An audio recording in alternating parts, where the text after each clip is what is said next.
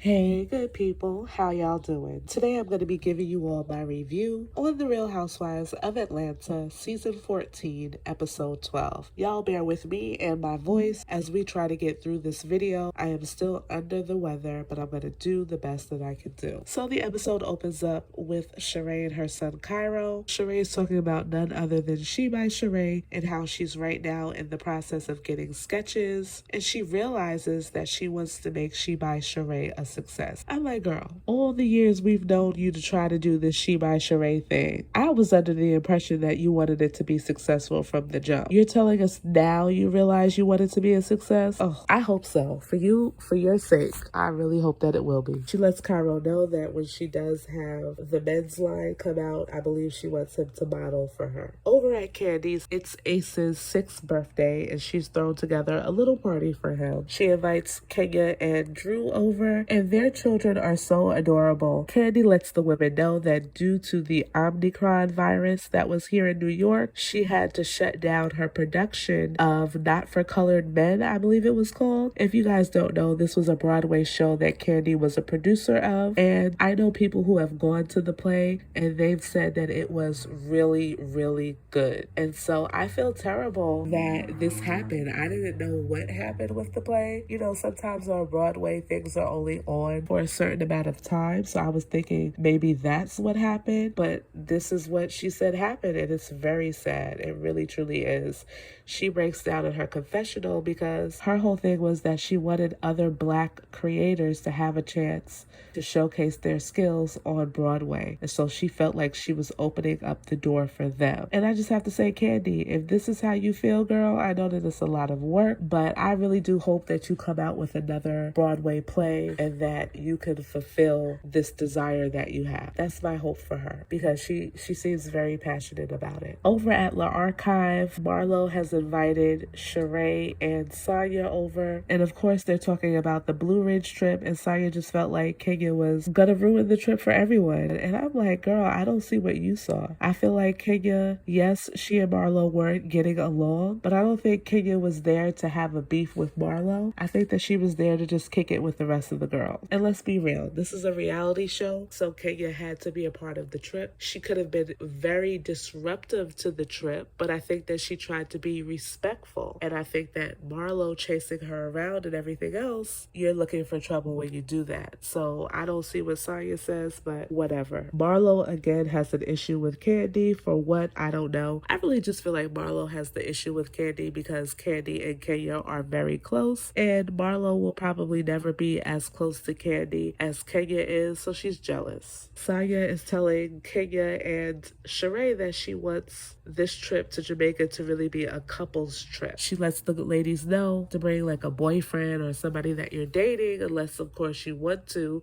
You could also bring like a +1 or a friend. But when she calls Kenya, she makes it seem as if Kenya has to bring a date. And I'm just like, girl, what am I listening to right now? Why aren't you saying the exact thing you said to Sheree and Marlo to Kenya? So of course, Kenya being who she is, she hangs the phone up on Sonya. Sonya can't wrap her mind around why Kenya hung up the phone. Girl, because you over here being messy. Kenya says to Candy and Drew, this woman knows that I'm not dating anyone right now. So why would she even try to call me and say something like this? So Sonya says to Marlo and Sheree that she needs to have a sidebar with Kenya because it's not cool that Kenya hung up the phone. I'm like, okay, so you can have a sidebar with Kenya, but you can't have a sidebar with Drew. You have to have everybody around when you want to address Drew. See the double standard? Marlo is going to see a therapist based upon everything that's going on with her and her nephews. I understand a lot more listening to what Marlo had to say about the whole situation with her kicking out her nephews than I did before. I feel like the therapist gave her some really sound advice. One of the key things that he said to her was that we can't discount what could have happened if Marlo kept the boys in her care. Like, that makes you look at the situation completely different because we don't know what could have happened to those boys if Marlo just continued to keep them. Thank God that she had her sister that she could bring them to. Yes, the sister's living arrangement as far as space may not be the best, but those boys didn't go into the foster care system. And if the sister couldn't take that responsibility on, I'm sure she would have let Marlo know, I can't do this. Marlo says that she never wanted to be a parent. For me, the way that I'm looking at it, Marlo has only taken care of Marlo. She did reveal that she had her sister for a little short period of time, but for the most part, she's only had to take care of herself. She has no maternal instincts or anything like that. So, yes, she's overwhelmed with her nephews. She planned on only having them for what appeared to be a short period of time, and now they've been together with her for almost 3 years. That's a lot for someone who never wanted to have any kids of her own. I sympathize with her on that for sure. I think that what we see from Marlo is very authentic as it relates to this counseling session. I think that she shows remorse. I think that she's still conflicted with having the nephews and not having the nephews and what her role needs to be with them. Because I feel like before, and I'm just going by what I see, I feel like before she probably was just the fun aunt. Like if her sister wanted to go do something and Marlo was available, or if Marlo came around, she was a good time for the nephews, right? So now they move in with her and they're expecting the good time and she's expecting to be a good time for a long period of time. Like she's never really had to parent them. It's a difference between being an auntie that only has to deal with your nieces and nephews in short intervals of time and being a full-time parent. So I think that, like I said, she's conflicted with who she wants to be in their life. I also do believe that she doesn't want to be the type of mother that she herself had. So when she says things like, I'm yelling at them the way that my mother yelled at me, I don't think that's a part of her that I don't think that she likes. Kudos to her for recognizing that. I feel like that she needs to continue the therapy sessions, and I also feel like she probably should go through some parenting classes and find some type of support group for what she's going through, because just as traumatizing that it might be for the boys just having their whole life uprooted and now they're with their aunt, it's equally as traumatizing for her as well. That's just my opinion.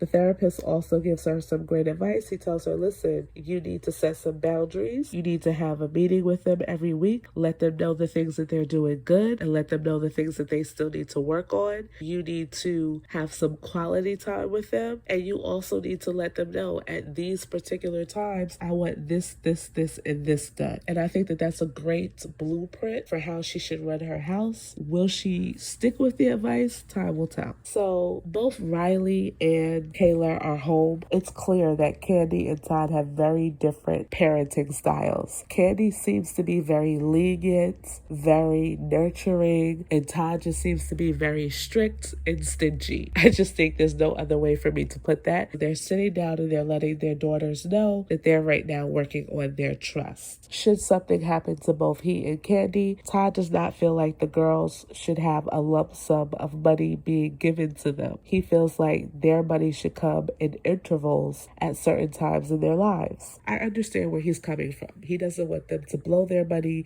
He wants to make sure that over the period of their lifetime, they're financially good. I get that. But I think the fact that his daughter has been self-sufficient, and she has her own apartment, and it's not cheap living here in New York. Let me just let y'all know that. I know it's not cheap at this point living anywhere, but it is certainly not cheap living in New York. She has her own place. She has a job. She's paying her own bills. I think she's pretty good, Todd. Riley, although her upbringing is much different than Kayla's, I don't see that Riley takes what she has for granted.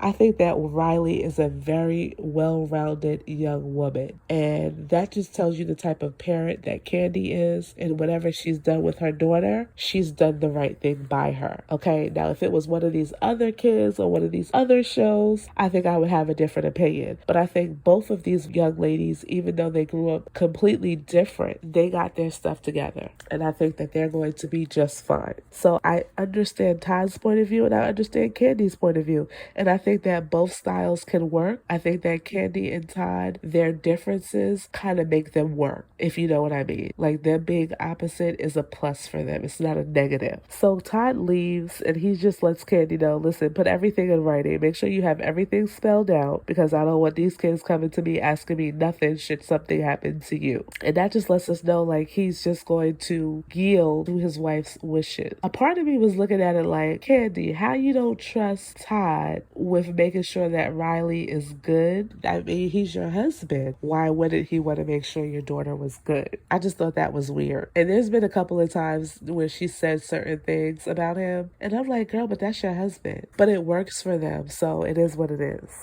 So now we're at Sonya's. She's decided also to throw Sheree a little surprise birthday party. Drew comes, and Drew doesn't have any gift for Sheree. You know, her and Sheree just don't mesh well. Kenya arrives, and Sonya asks Kenya for some decor advice. I like how Sonya kind of just separated Kenya from the rest of the group and was like, girl, tell me what I need to do with this decor. And that gave her, obviously, the opportunity to express to Kenya how she felt about Kenya hanging up the phone on her. Kenya explains to Sonya, listen, like, my marriage was crazy. I'm paraphrasing, of course.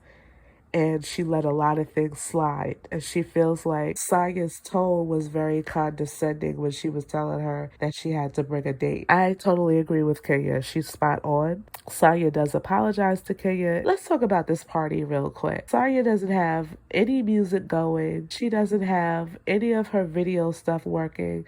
The women are complaining that the food is dry. It just seems like Sonya does not know how to entertain at all. And I'm like, girl, why you have these people over your house for this? Now her gesture to try to, give Sheree a little impromptu birthday party, that was really sweet. But with these group of women, you're going to have everything together. If this is a preview of what the trip to Jamaica is going to be, like Drew said, they're in for some trouble. All of the women are in the kitchen. Here we go with Drew and Sheree again. This never-ending battle that they're having. I'm over it, okay? I think that Sheree has Fatum doing her dirty work. That's my opinion. And that's what it's giving off. That's that, okay? That's that. Kenya was funny in her confessional talking about Drew loves to fight. And they had like a sign that said, "Will fight for free." That was hilarious to me. Somehow Sheree was talking about throwing tomatoes at Drew. Please don't ask me. I was lost during this particular point in their little argument. But Sheree says in her confessional that Drew was really trying to get her attention because she's not getting any attention at home. Sheree, you shouldn't be talking. Neither are you. In Marlo's confessional, she says, Drew better hope that she looks as good as Sheree does at 60. And then the producer's like, Marlo, Sheree's only 52. Really, Marlo? I just think Marlo is so messy. In an attempt, I suppose, to try to settle this whole argument between Drew and Sheree, Candy asked Drew to sing Happy Birthday to Sheree. At first, Drew wasn't trying to do it, but she sang very beautifully. I thought that was very sweet of her to do that. You get the sense that maybe they could get past their differences, but we know in real time, they're always going back and forth on Twitter with each other, so I don't think it's going to happen. Towards the end of the party, Sonya brings the women into, I guess, what's her living room. Ain't it funny how now Sonya got all this furniture? Remember before she had taken the women to like a place where they could just go and cook? She did not invite them over to her house. I don't know, I just found that to be funny. But anywho, so Sonya has all of the women in her living room, and she has all of these rules for Jamaica. Nobody seems to take issue with any of the rules. I don't know, this trip to Jamaica based on the previews seems like it's going to be really interesting. I really can't wait for the next episode. I hope that you guys enjoyed this review, and I'll see you in my next one. Bye-bye.